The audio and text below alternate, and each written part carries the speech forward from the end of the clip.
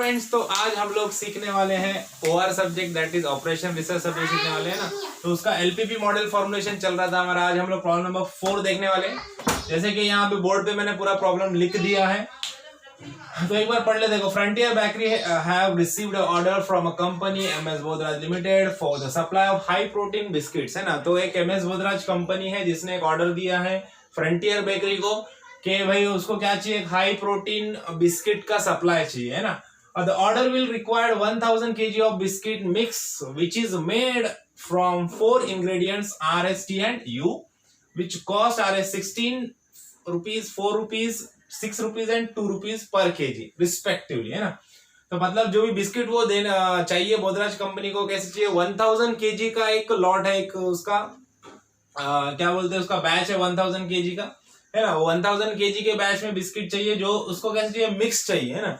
Mix चाहिए, उसमें ingredient उसको मिक्स चाहिए, जो 4 इंग्रेडिएंट चाहिए RS, T और U, ये 4 इंग्रेडिएंट चाहिए, है ना।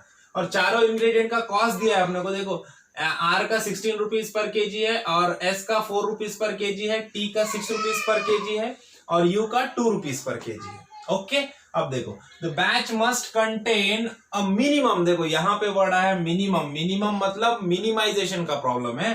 The batch must contain a minimum of 400 kg of protein, मतलब 1000 kg का जो बैच है उसमें 400 kg प्रोटीन चाहिए, है ना। 250 kg फैट होना चाहिए, 300 kg ऑफ कार्बोहाइड्रेट होना चाहिए, और 50 kg ऑफ शुगर होना चाहिए। देखो, ये लिमिटेशंस दे दिया उसने।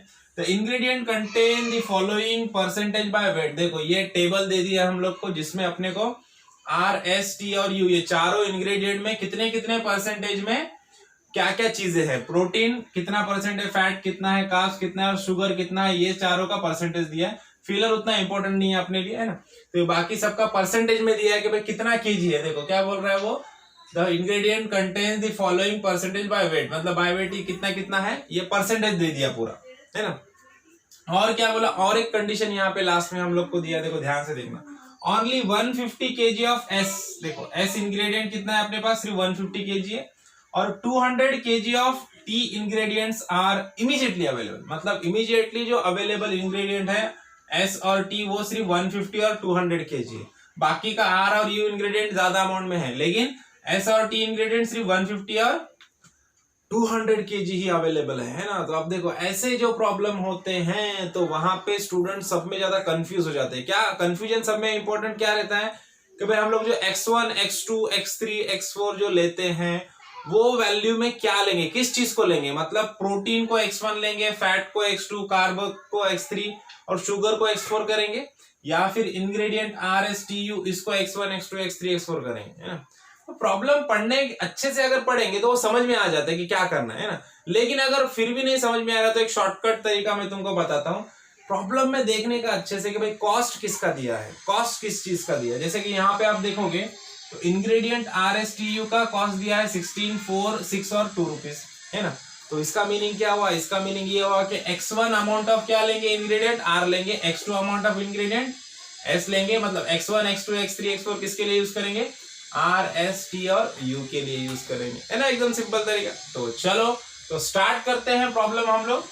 तो प्रॉब्लम स्टार्ट करेंगे, सब में पहले क्या करेंगे हम लोग, देखो हम लोग को 1000 kg का बैच है, तो अब यहाँ पे अपने को लिखना है कि भाई इंग्रेडिएंट, देखो 1 बैच में इंग्रेडिएंट R कितना रहेगा, x1 is equal to the amount of ingredient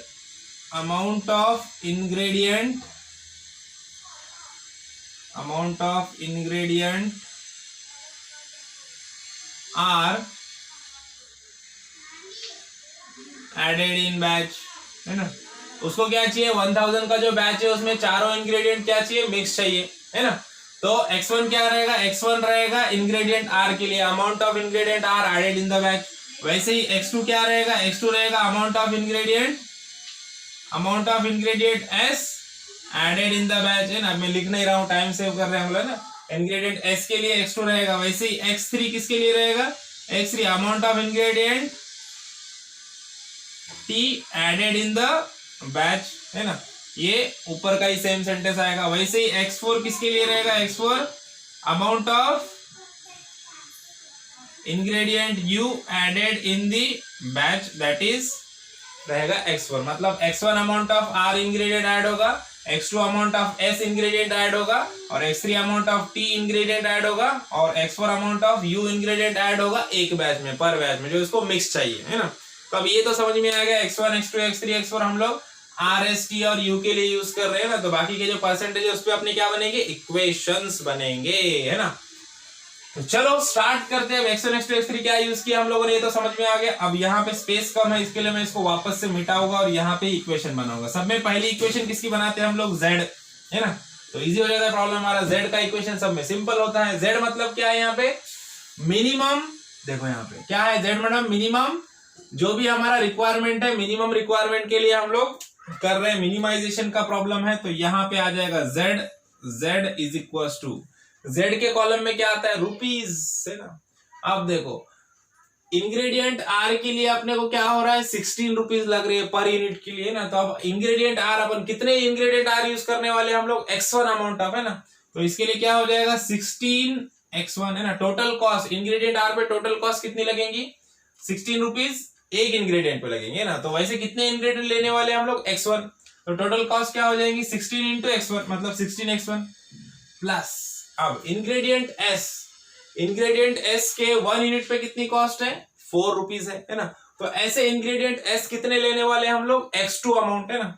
तो यहाँ पे क्या हो जाएगा, 4x2 प्लस, अब देखो इंग्रेडिएंट T कितने लेने वाले हम लोग, इंग्रेडिएंट T लेने वाले हम लोग x3, है ना। अब सिंगल इंग्रेडिएंट T की कितनी कॉस्ट है, 6, तो यहाँ पे क्या हो जाएगा, 6 इंटू x3, क्योंकि x3 amount of T ingredient लेंगे हम लोग एक बैच में, है ना।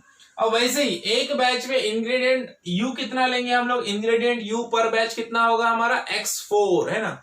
और एक इंग्रेडिएंट U का कॉस्ट कितना है, 2 है, तो यहाँ पे क्या हो जाएगा, प्लस 2 इंटू x4, है ना। तो ये बन गया हमारा Z का इक्वेशन, है ना।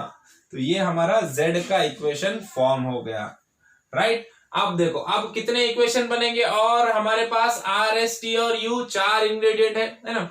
और यहाँ पे देखो परसेंट क्या क्या चाहिए अपने को, एक बैच में क्या क्या चाहिए भाई, प्रोटीन का हमारा बिस्किट बनने वाला है, उसके अंदर हमारे लिए लिमिटेशन यहाँ पे दिया, देखो the batch must contain, batch में कितना क्या क्या कंटेन होना चाहिए, मिनिमम, है ना। मिनिमम कितना, 400 kg ऑफ प्रोटीन चाहिए, 250 kg ऑफ फैट चाहिए, 300 kg ऑफ कार्बोहाइड्रेट चाहिए, और 50 kg ऑफ शुगर चाहिए, मतलब प्रोटीन, फैट, कार्बोहाइड्रेट और शुगर, है ना। तो प्रोटीन का एक इक्वेशन बनेगा, दूसरा फैट का इक्वेशन बनेगा, तीसरा कार्बोहाइड्रेट का इक्वेशन बनेगा, और चौथा हमारा शुगर का इक्वेशन बनेगा, है ना। तो है एकदम सिंपल। तो सब में पहला बनाएंगे हम लोग प्रोटीन का इक्वेशन। अब प्रोटीन का ये वर्टिकल कॉलम देखो, प्रोटीन, अब यहाँ पे जो भी चीजें दी है सब परसेंटेज में दिया है ना। लेकिन जब भी हम लोग कोई वैल्यू इक्वेशन में लिखते हैं तो वो परसेंटेज में नहीं लिखते हैं। तो कैसे लिखते हैं, ये 50% है, 50% मतलब क्या होता है, 50 डिवाइडेड बाय 100 करो, कितना आएगा, 0.5, है ना। तो यहाँ पे वैल्यू क्या आ जाएगी, 0.5। सब में पहले देखो यहाँ मैं लिखता हूँ, आपको समझ में आ जाएगा। 50% देखो इंग्रेडिएंट प्रोटीन कितना है, इंग्रेडिएंट R में, प्रोटीन में देखो इंग्रेडिएंट R कितना है, 50% है ना। तो 0.5 इंटू क्या आ जाएगा, x1, क्योंकि इंग्रेडिएंट R कितना है, x1 अमाउंट है ना, प्लस, अब वैसे ही प्रोटीन में इंग्रेडिएंट S कितना है, इंग्रेडिएंट S में कितना प्रोटीन आ रहा है, 10%, 10% मतलब 10/100, 10/100 कितना आ जाएगा, 0.01, 0.0 नहीं, सिर्फ 0.1 आएगा, है ना, 0.1। और इंग्रेडिएंट S कितना है हमारे पास, x2, यहाँ पे क्या हो जाएगा, 0.1 x2 प्लस, देखो अब प्रोटीन इंग्रेडिएंट T में प्रोटीन कितना है, 30%, है ना। तो 30% मतलब डिवाइडेड बाय 100 क्या हो जाएगा, 0.3, है ना। और T कितना अमाउंट ऑफ लेने वाले इंग्रेडिएंट हम लोग, x3, तो क्या हो जाएगा, 0.3 इंटू x3 प्लस, अब देखो प्रोटीन हमारा U, इंग्रेडिएंट U में प्रोटीन कितना है, 0% है भाई, है ना। 0% तो 0/100 भी करेंगे तो क्या आएगा, 0 ही आ जाएगा। तो यहाँ पे हम लोग क्या लेंगे, 0 इंटू x4, है ना। U इंग्रेडिएंट लेंगे हम लोग, x4 अमाउंट, है ना। अब ये जो भी प्रोटीन है हमारा, प्रोटीन 1000 kg के बैच में प्रोटीन कितना kg होना चाहिए, प्रोटीन हमारा होना चाहिए मिनिमम 400 kg, है ना। मिनिमम कितना होना चाहिए, 400 kg, है ना। तो 400 kg मिनिमम होना चाहिए। तो यहाँ पे आगे क्या आ जाएगा, 400 kg, आगे क्या आएगा, मिनिमम 400, मतलब 400 से कम होना चाहिए क्या, नहीं, 400 या 400 से ज्यादा चलेगा, है ना। 400 से कम चलेगा क्या? नहीं चलेगा। तो यहाँ पे सिंबल क्या आ जाएगा हमारे, यहाँ पे सिंबल आ जाएगा लेस देन, सॉरी उल्टा लिख रहा, लेस देन और इक्वल्स टू 400 है ना। क्या आ जाएगा? It should be less than और इक्वल्स टू 400।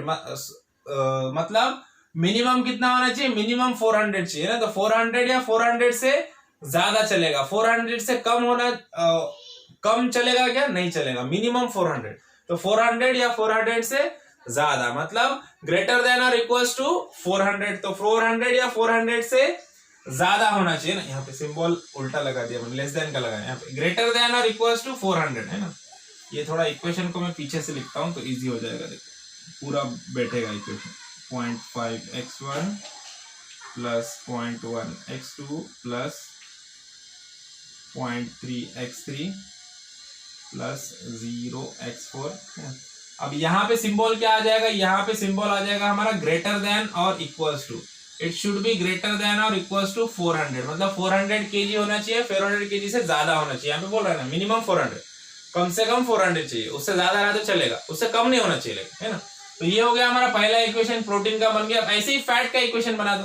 फैट देखो, आर इंग्रेडिएंट में फैट कितना है? 30%। मतलब 30 मतलब क्या हो जाएगा? 30 डिवाइड बाय 100 कितना हो जाएगा? 0.3। इंग्रेडिएंट आर कितना है हमारा? x1 अमाउंट है, प्लस फैट कितना है? 15% है। इंग्रेडिएंट एस में फैट कितना है? 15%। 15 मतलब 0.15 into x2 plus ingredient T में फैट कितना है? 5%। अब 5 मतलब क्या हो जाएगा? 0.05 है ना, into x3 plus ingredient you में फैट कितना है? 5% है अगेन। तो यहाँ पे भी आ जाएगा 0.05 इंटू x4 है ना। अब देखो, अब 1000 kg के बैच में हमारा जो फैट होना चाहिए वो कितना होना चाहिए?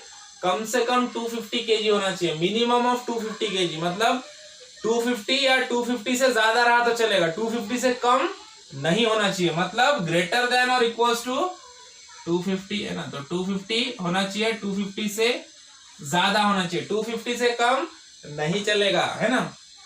अब ये हो गया फैट का इक्वेशन। अब कार्ब्स है ना, कार्ब्स का इक्वेशन, कार्बोहाइड्रेट का इक्वेशन बनाते हैं। सब में पहले कितना है? इंग्रेडिएंट आर में कितना है? 15%। तो यहाँ पे 15 मतलब डिवाइड बाय 100 कितना आ जाएगा? 0.15 इंटू x1 प्लस देखो दूसरा क्या है? इंग्रेडिएंट एस में कितना है? 50% मतलब 0.5 x2 प्लस टी में कितना है? 30%। 30% मतलब 0.3 इंटू x3 प्लस यू में कितना है? यू में है 5% मतलब 0.05 इंटू x4 है ना। अब वापस हमारा जो कार्बोहाइड्रेट है, कार्बोहाइड्रेट कितना होना चाहिए? 1000 kg के बैच में कार्बोहाइड्रेट मिनिमम 300 kg चाहिए ना। मिनिमम 300 kg मतलब 300 या 300 से ज्यादा चाहिए ना। तो इसके लिए क्या आएगा? सिंबल आएगा ग्रेटर देन और इक्वल्स टू 300 है ना। ग्रेटर देन और इक्वल्स टू 300 चाहिए, 300 से कम नहीं चाहिए, है ना। अब वैसे ही लास्ट वाला बचा हमारा शुगर, है ना। अब शुगर का इक्वेशन बनेगा। देखो शुगर सब में पहला कितना है? 5% इंग्रेडिएंट आर में, है ना। 5 मतलब क्या आ जाएगा? 0.05 x1 प्लस एस में कितना परसेंट है? 15% है मतलब 0.15 x2 प्लस इंग्रेडिएंट टी में कितना है? 30%। 30% मतलब 0.3 into x3 plus ingredient you में कितना है? वापस 30% है मतलब अगेन 0.3 इंटू x4। अब शुगर कितना चाहिए? देखो 1000 kg के बैच में शुगर 50 kg चाहिए, मिनिमम 50 kg मतलब 50 kg से ज्यादा रहेगा तो चलेगा, है ना। 50 kg रहेगा तो भी चलेगा या उससे ज्यादा रहेगा भी तो चलेगा, है ना। तो यहाँ पे क्या आएगा? ग्रेटर देन और इक्वल्स टू 50 है ना। तो ये चारों के चारों इक्वेशन हमारे बन चुके हैं यहाँ पे, है ना। ग्रेटर देन और इक्वल्स टू 50 kg हो गया। अब और एक जो कंडीशन दिया है हम लोग को, वो इंपॉर्टेंट कंडीशन यहाँ पे जैसे हम लोग को नजर आ रही है कि यहाँ पे क्या बोला? Only 150 kg of S and 200 kg of T ingredients are available immediately, है ना। तो मतलब एस इंग्रेडिएंट एस कितने लेने वाले हम लोग? एस मतलब दूसरा है आर x1, एस क्या है? x2। इंग्रेडिएंट एस कितने लेने वाले हम लोग? x2 अमाउंट, है ना। तो यहाँ पे क्या हो जाएगा? एस कितना आ जाएगा हमारा? इंग्रेडिएंट एस कितना है?